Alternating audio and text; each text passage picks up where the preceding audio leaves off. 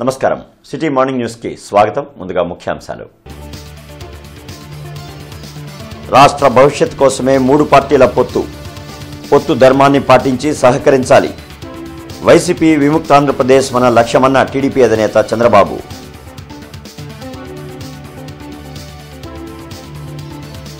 ఈ నెల 17న బొప్పొడి వద్ద టీడీపీ, జనసేన, బీజేపీ కూటమి సభ ఏర్పాట్లను పరిశీలించిన లోకేష్, ఇతర నేతలు. సభా ప్రాంగణానికి భూమి పూజ.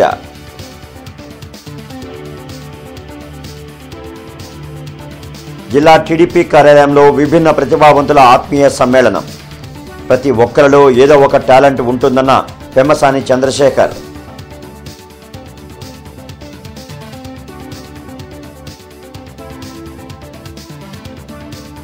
కొరిటపాడులో అన్నదాన సత్రం నూతన భవన నిర్మాణం. శంకుస్థాపన చేసిన వైసీపీ ప్రజాప్రతినిధులు.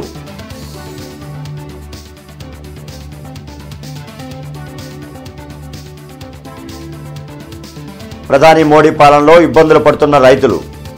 నేడు నిరసనలు. సిపిఐ నేత రామకృష్ణ వెల్లడి.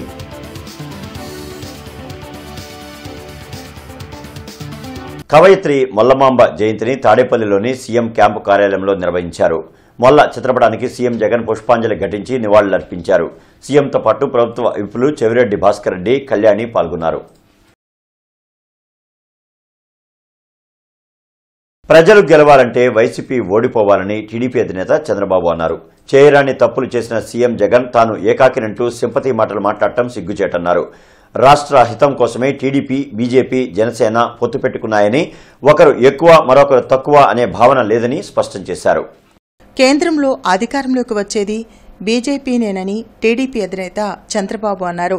రాష్ట్ర పునర్నిర్మాణం జరగాలంటే కేంద్రం సహకారం ఎంతో అవసరమని చెప్పారు. మంగళగిరిలోని టీడీపీ కేంద్ర కార్యాలయంలో ఆయన మీడియాతో మాట్లాడారు. ప్రజల కోసం, రాష్ట్ర భవిష్యత్ కోసమే ఈ 3 పార్టీల పొత్తు అని తెలిపారు. వైసీపీ విముక్తాంధ్రప్రదేశ్ ఏర్పడాలనే లక్ష్యంతో పవన్ కళ్యాణ్ నిలబడ్డారని అన్నారు. ప్రజలకు మేలు జరగాలంటే అధికార మార్పు అనివార్యమని చెప్పారు. తెలుగుదేశం పార్టీ ఎన్డీఏతో భాగస్వామిగా ఉండటం ఈనాటిది కాదని చంద్రబాబు తెలిపారు.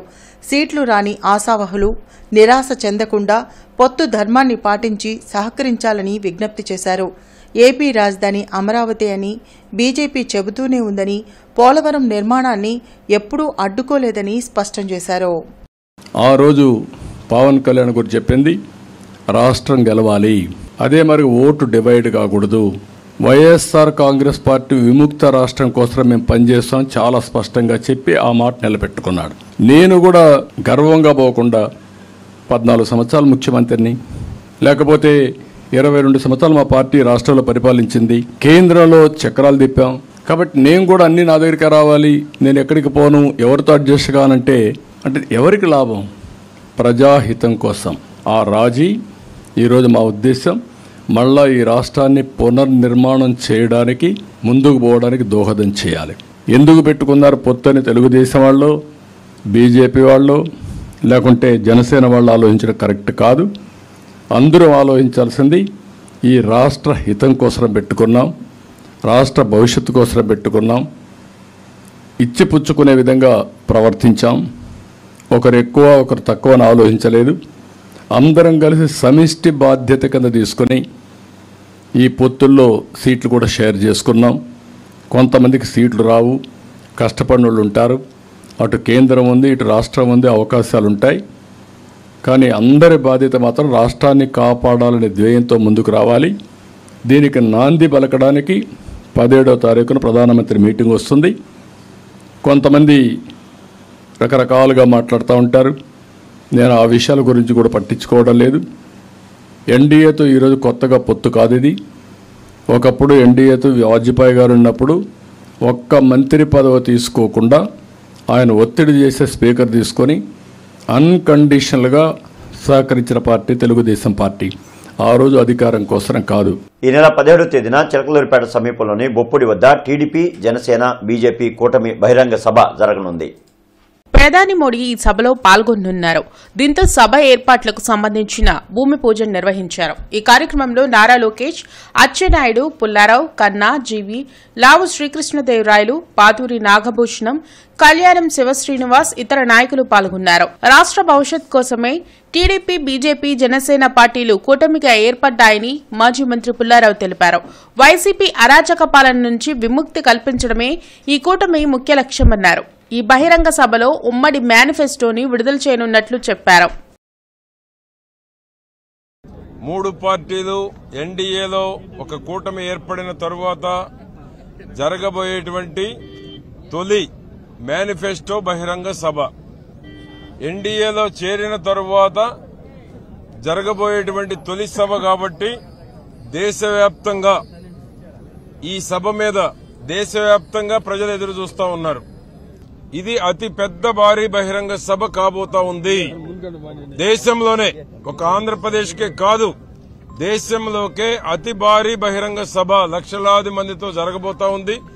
దేశానికేమో మోడీ గారు ఒక దశ దిశ, ఆంధ్రప్రదేశ్ కి చంద్రబాబు గారు, పవన్ కళ్యాణ్ గారు రాష్ట్రాన్ని పునర్నిర్మాణం చేసేటువంటి దానికి ఒక దశ దిశ ఈ వేదిక నుంచి సందేశాన్ని ఇవ్వబోతా ఉన్నారు. కాబట్టి లక్షలాది మంది పాల్గొని దుర్మార్గపు ప్రభుత్వాన్ని సాగనంపడానికి, ప్రజల కష్టాల నుంచి బయటపడటానికి, రైతులు సంతోషంగా ఉండటానికి, ఆడబిడ్డలు క్షేమంగా ఉండటానికి, యువతకు ఒక మంచి భవిష్యత్తుని ఇవ్వటానికి ఈ బహిరంగ సభ ఒక దశ దిశ నిర్దేశించబోతా ఉందని తెలియజేస్తా ఉన్నాను. ఈరోజు రాష్ట్ర భవిష్యత్తు కోసం, ఈరోజు అరాచక పాలనని పారదోలటం కోసం, రాష్ట్రానికి, రాష్ట్ర ప్రజలకు మంచి భవిష్యత్తు ఇవ్వడం కోసం 3 పార్టీలు, తెలుగుదేశం, జనసేన, బీజేపీ పార్టీలు జత కట్టాయి. ఈ విధ్వంస పాలన 5 సంవత్సరాల్లో జగన్మోహన్ రెడ్డి విధ్వంసాల పాలన చూశారు ప్రజలు. 4 లక్షల కోట్ల పైన దోచుకున్నటువంటి చరిత్ర జగన్మోహన్ రెడ్డి పాలన చూశారు. రౌడీయిజం, గూండాయిజాన్ని చూశారు ప్రజలు. ఎక్కడ చూసినా బీసీల మీద దాడులు, ఎస్సీ మీద దాడులు, దళితుల మీద దాడులు, ముస్లిం మైనార్టీ సోదరుల మీద దాడులు, రాష్ట్రంలో చివరికి మహిళల మీద కూడా, ఆడపడుచుల మీద కూడా దాడులు జరిగిన విషయం ఈరోజు ప్రజలు గుర్తించారు. అందుకే ఈ అరాచక పాలన పోవాలని ప్రజలు రోజులు లెక్కబెడతా ఉన్నారు. 8 లక్షల కోట్ల రూపాయలు అప్పులు చేసినటువంటి ప్రభుత్వాన్ని గద్దెదించడానికి మోడీ గారు ఒకే ఒక పాయింట్ చెప్పారు. బీజేపీ ఎప్పుడు కూడా రాజనీతిని రాజకీయం కోసం చేయదు. రాజనీతి ఎప్పుడు కూడా దేశ అభివృద్ధి కోసం, దేశ సంక్షేమం కోసం చేస్తుంది. అందుకే ఈ రోజుని ఎన్డీఏ కూటమిని ఏర్పాటు చేయడం జరిగింది. అందుకే దేశం అభివృద్ధితో పాటు ఈ రాష్ట్ర అభివృద్ధిని కూడా ముందుకు తీసుకువెళ్లాలనేదే మోడీ గారి ఉద్దేశం. అందుకనే నేను ఈ రోజున అందరికీ మనవి చేస్తా ఉన్నాను. రేపు 24లో మీరు రేపు భూమి దద్దరలే విధంగా ఈ ప్రభంజనాన్ని చూసి వైసీపీ పార్టీకి నామినేషన్లు వేసేవాళ్లు కూడా దొరకనని నేను భావిస్తా ఉన్నా. మీరు తర్వాత ఇదే మీరు చూడండి 18వ తారీఖున పత్రికా విలేకరులు. ఎందుకంటే వారికి ఈ రోజునే భయపడిపోయి ఏది పడితే అది మాట్లాడటం, ఏది పడితే చేయటం, గ్రాఫిక్స్ లో జీవిస్తా ఉన్నారు. చివరికి వాళ్ళు సిద్దమని చెప్పి మొన్న మీటింగ్ పెట్టిన తర్వాత ఇంటికి వెళ్ళడానికి సిద్దంగా ఉన్నారు. ఆల్రెడీ వాళ్ళ కేడర్ గాని, నాయకులు గాని ఇప్పటికి ఒక 20 లిస్టులు మార్చేసి వాళ్ళు ఇవాళ ఎటువంటి మనోస్థైర్యం లేనటువంటి పరిస్థితులు ఇవాళ వైసీపీ ఉంది. ముఖ్యంగా ఈరోజు చూస్తున్నాం మనం, మన రాష్ట్రంలో నుండి పరిస్థితులు చూస్తా ఉన్నాం. మహిళలకు స్వతంత్రం తీసుకొచ్చింది ఎవరు? చంద్రబాబు నాయుడు గారు. అదే మహిళలకి ప్రతి అవకాశాలు కల్పించినది నరేంద్ర మోడీ గారు. ఈ రోజు వచ్చేటువంటి రోజుల్లో చంద్రబాబు నాయుడు గారు, అదేవిధంగా పవన్ కళ్యాణ్ గారు, మోడీ గారి నాయకత్వంలో భారీ బహిరంగ సభలో మన రాష్ట్ర అభివృద్ధి కోసం గాని, రాబోయే రోజుల్లో కేంద్ర అవసరం ఎంతో ఉంది. మీరందరూ గమనించాలా, ప్రతి ఒక్కరూ కూడా. ఈరోజు మనం 2014 టు 19లో జరిగినటువంటి అభివృద్ధి కూడా కేంద్ర సహాయ సహకారాలతోటి జరగడం జరుగుతూ ఉంది. అదేవిధంగా 2024-29 మధ్య కాలంలో కూడా కేంద్ర ప్రభుత్వ సహాయ సహకారాలు ఎంతో అవసరం. కాబట్టి మనందరం కూడా ఒకే వేదిక మీద, ఒకే ఎన్డీఏ కూటమిలో అందరూ కలిసికట్టుగా ఈ రాష్ట్రంలో పోటీ చేయడం జరుగుతూ ఉంది. తెలుగుదేశం పార్టీ జిల్లా కార్యాలయంలో విభిన్న ప్రతిభావంతుల ఆత్మీయ సమ్మేళన కార్యక్రమంలో టీడీపీ నాయకులు పెమ్మసాని చంద్రశేఖర్, విభిన్న ప్రతిభావంతుల సంస్థ మాజీ చైర్మన్ కోటేశ్వరరావు పాల్గొన్నారు. ఈ మేరకు ఆత్మీయ సమావేశంలో పెమ్మసాని చంద్రశేఖర్ మాట్లాడుతూ ప్రతి ఒక్కరిలో ఏదో ఒక గొప్పతనం ఉంటుందని దానికి అనుగుణంగా ముందుకెళ్లాలన్నారు. ప్రతి ఒక్కరిలో సేవా దృక్పథం ఉండాలని, అది ఉంటే మంచిగా రాణించగలమన్నారు. వికలాంగులను దివ్యాంగులు అంటుంటే విభిన్న ప్రతిభావంతులుగా మార్చిన నాయకుడు చంద్రబాబు అని అన్నారు. పార్లమెంటు పరిధిలోని సమస్యలను తెలుసుకుని వాటి పరిష్కారానికి కృషి చేస్తామన్నారు. మస్కులర్ డిస్ట్రోఫీ వ్యాధి గురించి తెలుసని, ఈ వ్యాధికి 10 ఏళ్లలో మెడిసిన్ వచ్చే అవకాశాలు ఉన్నాయన్నారు. రానున్న రోజుల్లో పార్టీ వారు కాకుండా వారికి పూర్తి సహకారాన్ని అందిస్తామని తెలిపారు. ప్రభుత్వం నుంచి రావాల్సినటువంటి పింఛన్లు కానీ సపోర్ట్ కానీ డెఫినెట్ గా మేము ఫైట్ చేస్తాం. ఇన్ఫ్లేషన్ ద్రవ్యోల్బణం పెరుగుతా ఉంది, ఖర్చులు పెరుగుతా ఉన్నాయి. ఎక్కడ ఇచ్చిన 2,500 3,000 రూపాయలు దేనికి సరిపోవని చెప్తా ఉన్నాం. కాబట్టి దానికి తగ్గట్టుగా మేము పోరాటం చేస్తాం, మేము రిక్వెస్ట్ చేస్తాం, ఇస్తాం. ఎందుకంటే చంద్రబాబు నాయుడు గారి గురించి మీకు తెలియంది కాదు. మరి వికలాంగుల నుంచి దివ్యాంగులను పిలుస్తుంటే దాన్ని విభిన్న ప్రతిభావంతులు అనేటువంటి ఒక కొత్త పదాన్ని సృష్టించిన విజనరీ నాయకుడు చంద్రబాబు నాయుడు గారు. మరి ఏ రాష్ట్రంలో కానీ దేశంలో కానీ ఒక మనిషి జీవన విధానాన్ని అర్థం చేసుకుని ఒక గొప్ప పదం తయారు చేయాలంటే అది ఎవరికి సాధ్యం అవుతుంది చెప్పండి మీరు? అతి తక్కువ మంది మాత్రమే చేయగలరు. జగన్మోహన్ రెడ్డి వికలాంగుడు, మానసిక వికలాంగుడు. అందుకోసమే చంద్రబాబు నాయుడు గారు సైకో సైకో సైకో అని చెప్పి ఆయన ఒట్టిగానే చెప్పారు. చంద్రబాబు నాయుడు గారు మా వాళ్ళకి ఇల్లు లేని వాళ్ళకి మీరు ఎంపీ ఫండ్స్ చేస్తారా, లేకుంటే ఎన్ఆర్ఐ ద్వారా సరే ప్రత్యేకమైనటువంటి గృహాలు నిర్మించి ఇవ్వాలని చెప్పేసి నేను మిమ్మల్ని కోరుతా ఉన్నాను.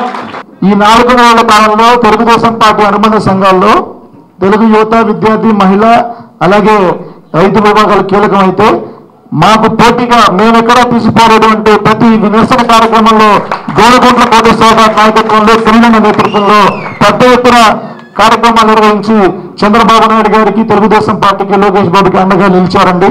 దానికి నేను ప్రత్యక్ష సాక్షిగా నేను తెలియజేస్తా ఉన్నాను. రైతు సంఘాల సమన్వయ సమితి ఆధ్వర్యంలో ఈ రోజు జరిగే నిరసనలకు సిపిఐ మద్దతు ఉంటుందని ఆ పార్టీ రాష్ట్ర కార్యదర్శి రామకృష్ణ అన్నారు. భారతదేశంలో బ్లాక్ మెయిలింగ్ రాజకీయం నడుస్తోందని విమర్శించారు.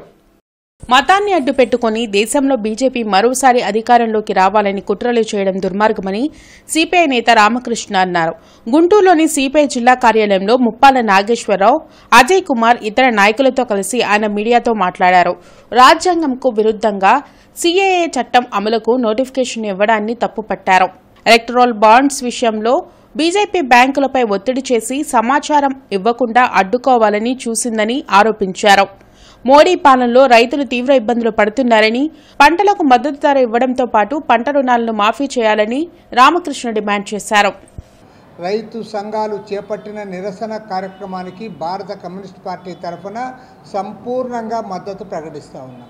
మరి 24 గంటల్లో సమాచారం ఇవ్వడానికి అవకాశం ఉండగా జూన్ 30వ తేదీ వరకు ఎందుకు అడుగుతూ ఉన్నారు మీరు? ఇందులో ప్రధానమంత్రి యొక్క హస్తం లేదా?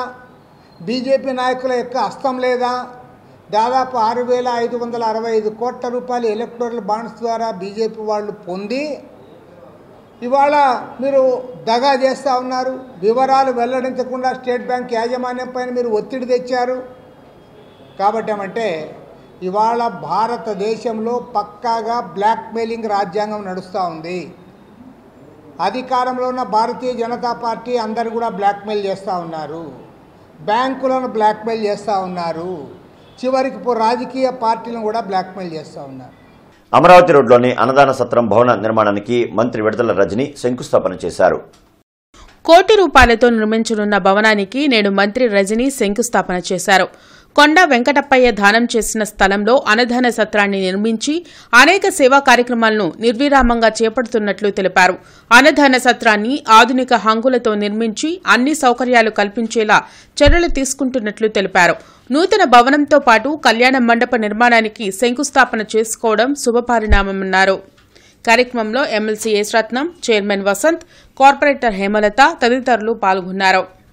ఇప్పటి వరకు 113 సంవత్సరాల నుంచి కూడా మరి ఇక్కడ ఇది సమాజానికి ఉపయోగపడే విధంగా ఇటు కళాకారులు కానీ ఇటు మరి అన్ని విధాలా కూడా పేద ప్రజలకి మధ్యతరగతి అందరికి కూడా ఉపయోగపడే విధంగా ఇక్కడ ఏర్పాటు చేశారు. మరి ఈ రోజున ప్రభుత్వం సుమారుగా ₹1 కోటి దీనికి వెచ్చించేసి మరి ఈ రోజున భూమి పూజ చేయడం కూడా చాలా సంతోషంగా ఉందన్నమాట. ఎందుకంటే మీ అందరికీ తెలుసు ఇది ఒకప్పుడు ఎలా ఉందో తెలియదు కానీ ఈరోజు ఈ అన్నదాన సత్రం అనేది మాత్రం నగరానికి నడిబొడ్డున ఉంది. నగరానికి నడిబొడ్డున ఈ ప్రాంతంలో ఒక విధంగా మొన్నటి వరకు చూసినట్టయితే ఇంత ఖరీదైన ప్రాంతంలో ఈ విధంగా ఉండటం కరెక్ట్ కాదు. ఇది ఏ రోజుకైనా సరే మరి మన ప్రభుత్వం వచ్చిన తర్వాత దీని రానున్న ఎన్నికల్లో గుంటూరు పార్లమెంట్ పరిధిలో కాపులకు ఒక సీటు కేటాయించాలని కాపునాడు అధ్యక్షుడు లక్ష్మీనారాయణ, కాపునాడు రాష్ట్ర ఉపాధ్యక్షుడు ఎర్రగోప నాగేశ్వరరావు, కాపు జేఏసీ అధ్యక్షుడు అన్నా శ్రీనివాసనాయుడు డిమాండ్ చేశారు.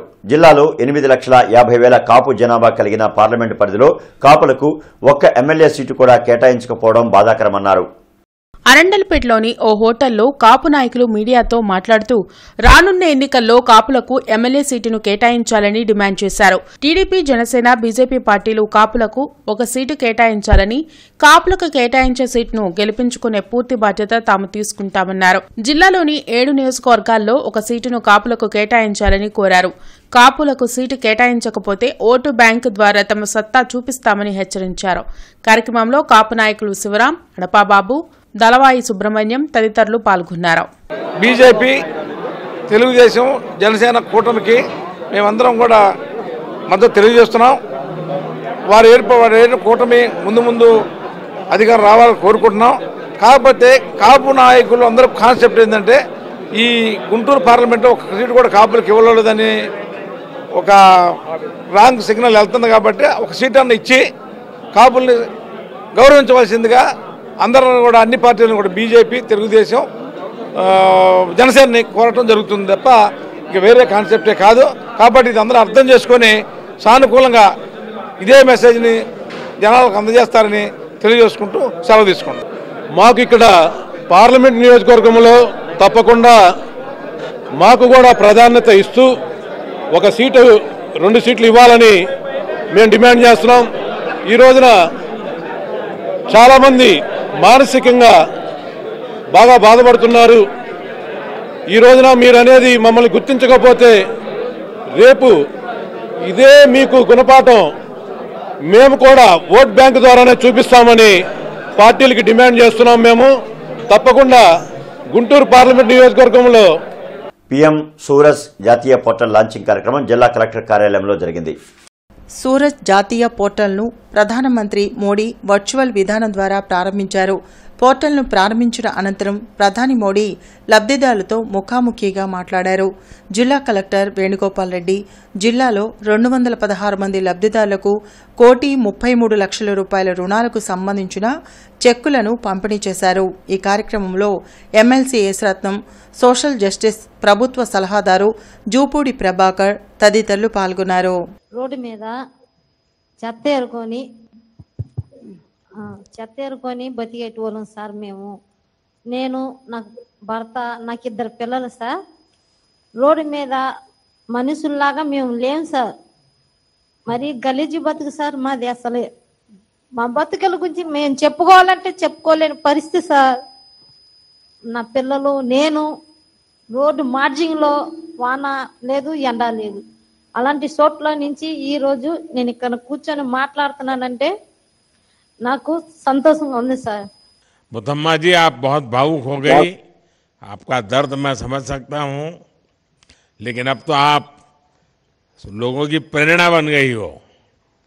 अथा जी, आपका जो सेप्टिक टैंक व्हीकल का काम चल रहा है वो कैसा चल रहा है? ఆ మిషన్ వచ్చింది సార్. మీ దయ వల్ల నాకు మిషన్ వచ్చింది లోన్ వల్ల. ఏంది దాన్ని లోను నా పేరు వచ్చగానే నాకు సంతోషం వచ్చింది సార్. కానీ మనకు చదువు లేదు, దాన్ని క్యారిపేరు చెప్పలేను. కానీ మొత్తం ఆ లోన్ వచ్చిన కాడి నుంచి నాకు కొంచెం సంతోషం వచ్చింది సార్. మాకు కూడా రోడ్డు మీద ఉన్న వాళ్ళకి మాకు కూడా విలువ ఉంది జనంలో అనుకొని ఒక సంతోషం వచ్చింది సార్ నాకైతే. రవాణా రంగాన్ని విచ్ఛిన్నం చేసే సంక్షోభంలోకి ఈ రంగాన్ని బీజేపీ ప్రభుత్వం నెట్టిందని All India Road Transport Workers Federation జాతీయ ప్రధాన కార్యదర్శి లక్ష్మయ్య ధ్వజమెత్తారు.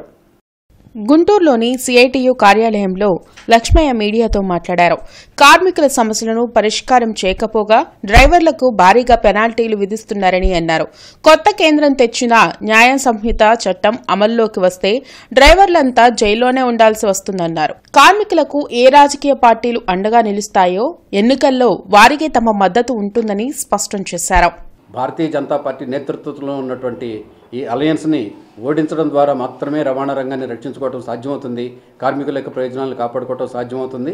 అందుకని రవాణా రంగ కార్మికులకి, రవాణా రంగ కార్మికుల కుటుంబ సభ్యులకి, మొత్తం వాళ్ళ బంధుమిత్రులందరిలోనూ పెద్ద ఎత్తున క్యాంపెయిన్ చేయాలని, ఆ విధంగా బీజేపీని ఓడించడానికి అవసరమైనటువంటి చర్యలు చేపట్టాలని చెప్పనని All India Road Transport Workers ఫెడరేషన్గా విజ్ఞప్తి చేస్తున్నాం. ప్రధానమైనటువంటి డిమాండ్లు: ఒకటి, మొత్తం అసంఘటిత రంగంలో ఉన్నటువంటి రవాణా రంగ కార్మికులందరికీ కూడా సామాజిక సంక్షేమ చట్టాన్ని తీసుకురావాలి. అలాగే 2019లో చేసినటువంటి మోటారు వాహనాల చట్టానికి సవరణ, దాన్ని ఉపసంహరించుకోవాలి. ఈ ఊబర్, ఓలా, ర్యాపిడో ఇట్లాంటి వీటికి ప్రత్యామ్నాయంగా కేంద్ర ప్రభుత్వమే ఒక యాప్ని తయారు చేయాలి. ఇప్పుడున్నటువంటి యాప్లన్నింటినీ కూడా వాటిని కంట్రోల్ చేసి దానికి అవసరమైనటువంటి ఒక చట్టాన్ని తీసుకురావాలని చెప్పనని, పెట్రోల్ డీజిల్ ధరలని నియంత్రించాలని చెప్పి ఈ కొన్ని ప్రధానమైనటువంటి డిమాండ్లని మేము మొత్తం రాజకీయ పార్టీలన్నీ కూడా విజ్ఞప్తి చేయాలని చెప్పి నేను అనుకున్నాం. వాళ్ళందరికీ కూడా విజ్ఞప్తులు పంపిస్తూ ఉన్నాం. మాజీ ముఖ్యమంత్రి కొణిజెట్టి రోసయ్య విగ్రహావిష్కరణ కార్యక్రమం గుంటూరులో జరిగింది. హిందూ కళాశాల కూడల్లో ఏర్పాటు చేసిన విగ్రహాన్ని మంత్రి విడదల రజని, ఎమ్మెల్సీ ఉమారెడ్డి వెంకటేశ్వర్లు ఆవిష్కరించారు. ఈ కార్యక్రమంలో ప్రభుత్వ వైప్ అప్పిరెడ్డి, కిలారి రోసయ్య, డొక్కాతో పాటు కొణిజెట్టి రోసయ్య తనయుడు కొణిజెట్టి శివ తదితరులు పాల్గొన్నారు. రోసయ్య రాష్ట్రాభివృద్ధికి చేసిన సేవలను ఈ సందర్భంగా నేతలు గుర్తు చేశారు. ఆయనకున్నటువంటి ఆ పేరు ఎందుకని అక్కడ స్టూడెంట్ దగ్గర నుంచి సుబ్బారావు గారని మాకు హెడ్ మాస్టర్ ఉండేవాడు. ఇక్కడ చాలా పొట్టిగా ఉండేవాడు, చాలా జోకులు వేసేవాడు. ఇది అయిన తర్వాత రోసీ గారిని గురించి ఆయన క్లాసులో చెప్పాడు. రోసీ గారంటే ఘనుడు, మనకొక స్టూడెంట్ ఇంటర్మీడియట్లో ఉన్నాడు అని. ఆ విధంగా నాకు ఒక సాన్నిహిత్యం ఏర్పడింది. ఇది ఒకటి. నాకు రెండోది ఏంటంటే, ఆయన రంగా గారి శిష్యుడు, ప్రొఫెసర్ ఎన్జి రంగా గారి శిష్యుడు. ఆయన రాజకీయ జీవితం అంతా రంగా గారి ఆ పాలనలో, రంగా గారి చేసిన అడుగుల్లో ఇమిడిపోయి ఉంది. రంగా గారి శిష్యుడని ఎప్పుడు అంటాము, ఆమె భారతదేవి రంగా గారి ఇంకా అత్యంత సన్నిహితుడు, రంగా గారి భార్య. మాజీ ముఖ్యమంత్రిగా, మాజీ గవర్నర్గా, మరి చెప్పాలంటే సుమారుగా ఒక 50 ఏళ్ళ ఎక్స్పీరియన్స్ ఉంది పొలిటికల్గా. మరి ఒక 50 ఏళ్ళ వరకు కూడా పాలిటిక్స్ చేసినటువంటి ఒక రోసయ్య గారికి ఈరోజు మనం ఆయన గురించి గొప్ప మాటలు మాట్లాడుతున్నామంటే చాలా సంతోషంగా ఉంది. ఆ జనరేషన్ నుంచి మా జనరేషన్ వరకు కూడా ఎంతో ఎక్స్పీరియన్స్ కానీ, ఆయన నుంచి నేర్చుకోవాల్సినటువంటి అంశాలు కానీ, ఈ జనరేషన్ వరకు కూడా ఎంతగానో నేర్చుకోవాల్సినటువంటి అంశాలు ఉన్నాయని చెప్పి సందర్భంగా గుర్తు చేస్తున్నాను. చాలామంది అసెంబ్లీలో మా సీనియర్స్ చెప్తూ ఉంటారు, రోసయ్య గారు మాట్లాడినప్పుడు అన్నం తినకపోయినా సరే అలా కూర్చుండి అలా వినాలనిపిస్తూ ఉంటుంది, కదలబుద్ధి కాదు, అంత చక్కగా అసెంబ్లీలో వారు మాట్లాడతారు, ప్రసంగిస్తారని చెప్తూ ఉంటారు. అలాగే చూడ్డానికి రోసయ్య గారు సౌమ్యుడిలా కనిపిస్తారు, కానీ ఏదన్నా ఒక విషయం మీద కౌంటర్ కనుక మాట్లాడి సమాధానం చెప్తుంటే ప్రతిపక్షాల గుండెలో రైళ్లు పరిగెట్టేలాగా మాట్లాడేవారు. ఉచిత పథకాల కంటే నగరాభివృద్ధే ముఖ్యమని ప్రజాసేవా సమితి పార్టీ గుంటూరు పార్లమెంట్ అభ్యర్థి షేక్ ఖాజావలి అన్నారు. పార్టీ నేతలు హసీనా, ముంతాజ్ తదితరులతో కలిసి పాత గుంటూరులో ఆయన మీడియాతో మాట్లాడారు. ఉచిత పథకాలకు ప్రజలు అలవాటు పడడం వల్ల అభివృద్ధి దూరం అవుతుందని చెప్పారు. ఓట్లు చాలా అమూల్యమైనది. వాళ్ళు 500, 1000 రూపాయలకి ఇచ్చి ఓట్లు కొనుక్కుంటే వాళ్ళు మమ్మల్ని 5 సంవత్సరాల దాకా వాళ్ళు మా మీద ఎక్కి వెళ్తారు. వాళ్ళు చెప్పింది మేము వినాలి. డబ్బులు తీసుకోకుండా వాళ్ళ దగ్గరికి వెళ్ళి వాళ్ళు నిలదీయండి, మాకు సమస్యలు మనం తీర్చండి అని చెప్పండి. అంతేకాని మీరు 500కి 1000 రూపాయలకి కక్కుర్తి పడి మీరు డబ్బులు అలవాటు పడిపోయారనుకోండి, అభివృద్ధి ఏం జరగదు. పక్క రాష్ట్రాలను చూసి మేము అరే అక్కడ రాష్ట్రం బాగుపడిపోయింది అని చూసుకొని అనుకోవడం తప్ప మన రాష్ట్రం అభివృద్ధి అనేది మర్చిపోతున్నకైనా కనిపించడం లేదు. ఇప్పుడు ప్రజానాయకులు అభివృద్ధి ఏం చేస్తున్నారండి, వాళ్ళ జేబులు నింపుకోవడానికి, వాళ్ళ పదవులు కాపాడుకోవడానికి ట్రై చేస్తున్నారు, కానీ ప్రజా సమస్యలు తీర్చడానికి ఎవరైనా ముందుకు వస్తున్నారండి? ఎవరు రావట్లేదు. సోషల్ మీడియాలో స్ట్రోల్ చేయడం వల్ల ఆత్మహత్యకు పాల్పడిన గీతాంజలికి శ్రద్ధాంజలి ఘటిస్తూ వైసీపీ క్యాండిల్ ర్యాలీ నిర్వహించింది. హిందూ కళాశాల కూడలిలో చేపట్టిన ఈ ర్యాలీలో పార్టీ నాయకులు అప్పిరెడ్డి, డొక్కా, కిలారి రోసయ్య, ముస్తఫా, నూరి ఫాతిమా, డైమండ్ బాబు తదితరులు పాల్గొన్నారు. ప్రభుత్వ పథకాలు అంది సంతోషంగా ఉన్నా అని గీతాంజలి చెప్పడాన్ని ఓర్వలేకనే టీడీపీ ఛానళ్లు సోషల్ మీడియాలో ఆమెను స్ట్రోల్ చేసి ఆత్మహత్యకు చేసుకునేలా చేశాయని నాయకులు మండిపడ్డారు. ఇవాళ ప్రభుత్వానికి వస్తున్న మద్దతును చూసి, ప్రజల్లో ప్రభుత్వానికి వచ్చిన మద్దతును చూసి ఇవాళ ఓర్వలేక ఏదైతే గీతాంజలి అనే అమ్మాయి మరి ప్రభుత్వ పథకాలు నాకు వస్తున్నాయి అని సంతోషంగా వెలబుచ్చినందుకు అత్యంత దారుణంగా అమ్మాయి మీద ట్రోల్ చేసి ఆ అమ్మాయికి ఆత్మహత్యకి కారణమైన టీడీపీ నాయకుల్ని మరి వాళ్ళ మీద తగిన చర్య తీసుకోవాల్సిందిగా నేను పోలీస్ యంత్రాంగాన్ని డిమాండ్ చేస్తూ ఉన్నా. ఇదే కాదు, ఒక గీతాంజలియే కాదు, ఏ ఒక్క అమ్మాయి మీద, ఏ ఒక్క మరి ఆడపడుచు మీద ఎలాంటి ట్రోల్ జరిగినా సరే వాళ్ళ మీద తగిన చర్యలు తీసుకోవాల్సిందిగా పోలీసు యంత్రాంగాన్ని కోరుతూ, మరి వాళ్ళకి ఇప్పుడు కూడా నిజంగానే బుద్ధి రాలేదు. ఇంకా తను చనిపోయిన తర్వాత కూడా ఇంకా ట్రోల్ చేస్తూనే ఉన్నారు. ఒక్కసారి ఆలోచన చేయండి, మీ పార్టీలో నైతిక విలువలు లేవు. ఎందుకనంటే ఒక్కళ్ళు కూడా దాని గురించి స్పందించలేదు. మీ నాయకుల గురించి మీ టీడీపీలో కానీ జనసేనలో ఉన్న మహిళల మీద ఏదైనా ట్రోల్ చేసినప్పుడు కానీ, అంటే అవి మాకు తెలియదు, కానీ మీ ట్రోల్ చేసినప్పుడు వాళ్ళ గురించి డిబేట్లు పెట్టి చేసి మొత్తం చేసి మాట్లాడతారు. కానీ ఈరోజు నిండు ప్రాణం పోయిన తర్వాత కూడా ఒక్కళ్ళు కూడా బయటకు వచ్చి, ఒక మహిళా నాయకురాలు కూడా ఒక్కళ్ళు వచ్చి బయటికి చెప్పలేదు. దాంతోనే తెలుస్తుంది ఎంత సిగ్గుచేటుగో మీ పార్టీలో ఉన్న ఆడవాళ్ళు ఎలాగో మరి బయటికి వస్తున్నారు. మీ పార్టీలో ఏంటంటే విలువలు లేవు. ఖచ్చితంగా జగన్మోహన్ రెడ్డి గారి ప్రభుత్వంలో మీరు చూసుకుంటే ఆడవాళ్ళకి ఎంత పెద్ద పీట వేశారు. గీతాంజలి మృతికి కారకులందరినీ వెంటనే అరెస్ట్ చేయాలి, కఠినంగా శిక్షించాలి. భవిష్యత్తులో అలాంటి జరగకుండా కఠిన చర్యలు తీసుకోవాలని నేను కోరుతా ఉన్నాను. గీతాంజలి పట్ల అసభ్యంగా ప్రవర్తించిన నేరస్తులు, ఆ నేర స్వభావం ఉన్న వాళ్ళందరినీ కూడా కఠినంగా శిక్షించాలని నేను కోరుతా ఉన్నాను.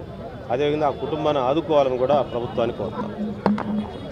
మహిళా జేఏసీ అధ్యక్షురాలు లంకా మాధవి తెనాలి గీతాంజలి మరణం పట్ల ప్రగాఢ సానుభూతిని తెలిపారు. ఈ సందర్భంగా ఆమె మాట్లాడుతూ వైసీపీ ప్రభుత్వం శవ రాజకీయాలు చేస్తోందని, దీనిని తీవ్రంగా ఖండిస్తున్నట్లు చెప్పారు. చేతనైతే ఆ కుటుంబానికి రాష్ట్ర ప్రభుత్వం ఏమైనా సహాయం చేయాలని మంత్రి విడుదల రజనీకి హితవు పలికారు. ఇంకొకసారి తెలుగుదేశంపై విమర్శలు చేస్తే సహించబోమని తెలిపారు. క్యారెక్టర్లు బయటికి తీసుకురావాలని చూస్తుంటే యావత్ మహిళా లోకం తిరగబడుతుంది హెచ్చరిస్తుంది. తండ్రితో శవాన్ని అడ్డం పెట్టుకొని రాజకీయం చేసావు, వాళ్ళ ఆడబిడ్డలు కూడా రాజకీయాలు చేస్తారా? ఏమ్మా, విడుదల రజనీ తోటి మహిళ చనిపోతే అతనైతే ప్రభుత్వం తరఫున సహాయం చేయండి. మీరెళ్ళి ఫోటోలో పోజులు ఇచ్చుకుంటా టీడీపీ వాళ్ళు జనసేన పొద్దున పిల్లల పెళ్లిళ్ళు కావాలా లేదా? చనిపోయిన తల్లిని మీరు ఆమె క్యారెక్టర్ గురించి ఎవరో ఏదో అన్నారని చెప్పి దాన్ని చనిపోయిందని ఆ ఆడబిడ్డని మీరు అది యాక్సిడెంట్ గా చనిపోయిందో లేకపోతే భర్త బాధల వల్ల చనిపోయిందో ఇంకా తెలియలేదు కదా మనకి. మారుతినగర్లోని సువర్చల సమేత శ్రీ ప్రసన్నాంజనేయ స్వామి ఆలయంలో 35వ వార్షిక బ్రహ్మోత్సవాలు జరుగుతున్నాయి. ఈ బ్రహ్మోత్సవాలు ఈ నెల 16వ తేదీ వరకు జరుగుతున్నట్లు శ్రీ కంచికామకోటి పీఠ శ్రీ మారుతి దేవాలయ సంఘం వ్యవస్థాపక అధ్యక్షులు ధూళిపాళ్ల సీతారామ శాస్త్రి తెలిపారు. ఇందులో భాగంగా ఈరోజు గంగా గౌరీ శంకరస్వామికి కళ్యాణం, మహాన్యాసపూర్వక ఏకాదశ రుద్రాభిషేకం, లక్ష బిల్వార్చన, మహామంత్ర పుష్పం కార్యక్రమాలు జరిగాయి. భక్తులు ఈ పూజల్లో పాల్గొని తీర్థ ప్రసాదాలు స్వీకరించారు. అదేవిధంగా సాయంత్రం శ్రీ భారతీ సంగీత నృత్య కళాశాల వారిచే కూచిపూడి నృత్య ప్రదర్శన ఆహుతులను అలరించింది.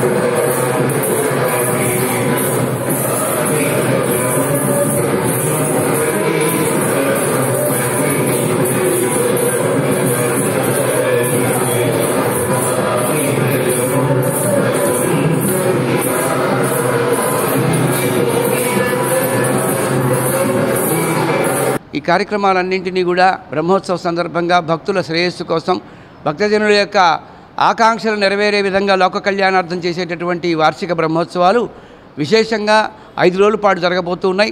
రోజుకొక కళ్యాణంగా రేపటి రోజున శ్రీ సోచరా సమేత ప్రసన్నాంజనేయ స్వామి వారికి మహాన్యాసపూర్వక ఏకాదశి రుద్రాభిషేకములు, 1,00,000 తమలపాకుల పూజ రేపు చేస్తారు. ఆ సందర్భంగా సోచరా సమేత ప్రసన్నాంజనేయ స్వామి వారి కళ్యాణం చేస్తారు. అట్లాగే సాయంకాల కార్యక్రమాల్లో భాగంగా తిరుమల తిరుపతి దేవస్థానములు హిందూ ధర్మ ప్రచార పరిషత్ ఆధ్వర్యంలో మరి ప్రతిరోజు నిన్న ఈరోజు ఉపన్యాసములు, అట్లాగే నృత్య కార్యక్రమము, రేపటి రోజున సంగీత కార్యక్రమము, 15వ తారీఖున శ్రీమతి సప్పా భారతి గారి హరికథా కార్యక్రమం, ఇట్లా సాంస్కృతిక కార్యక్రమంలో ఒక పక్కన ఆర్డీఓ కార్యాలయం ఈవీఎం గొడవ నుంచి రిటర్నింగ్ అధికారులకు రాజకీయ పార్టీల ప్రతినిధుల సమక్షంలో జిల్లా collector M Venugopal Reddy, commissioner Keerthi Chekuri, DRO Peddi Roja, RDO స్టేకర్తో కలిసి ఓటింగ్ పరికరాలను పంపిణీ చేశారు. ఈ సందర్భంగా జిల్లా కలెక్టర్ ఎం వేణుగోపాల్ రెడ్డి మాట్లాడుతూ బుధవారం పంపిణీ చేసిన కంట్రోల్ యూనిట్లు, ఈవీఎంలు, వీవీప్యాట్లు నియోజకవర్గాల్లో అవగాహన కోసం మాత్రమే ఉపయోగించడం జరుగుతుందని తెలిపారు. ఈ ఓటింగ్ పరికరాలు పోలీస్ బందోబస్తుతో ఆయా నియోజకవర్గాలకు తీసుకువెళ్లడం జరుగుతుందని తెలిపారు. ప్రోటోకాల్ ప్రకారం వీటిని సురక్షితంగా భద్రపరచడం జరుగుతుందని తెలిపారు. అవగాహన కార్యక్రమాలు పూర్తయిన తర్వాత ఈ ఓటింగ్ యంత్రాలను ప్రత్యేకంగా భద్రపరచడం జరుగుతుందని తెలుపుతూ వీటిని ఓటింగ్ కోసం వినియోగించడం జరగదని తెలిపారు. ఈ కార్యక్రమంలో పలు పార్టీల నేతలు పాల్గొన్నారు. తక్కెడపాడు తాగునీటి శుద్ధి కేంద్రంలో ప్రధాన పైప్లైన్ లీక్ మరమ్మతుల నిమిత్తం నగరంలో ఈరోజు రేపు తాగునీటి సరఫరాకు అంతరాయం కలుగుతుందని కమిషనర్ కీర్తి చేకూరి తెలిపారు. ముడినీరు సరఫరా జరిగే 1000 mm డయా పీఎస్సీ పైప్లైన్పై ఏర్పడిన లీకు వలన నీరు వృధా అవుతుందన్నారు. లీకు వెంటనే నివారించుకుంటే వృధా పెరిగే ప్రమాదం ఉందన్నారు.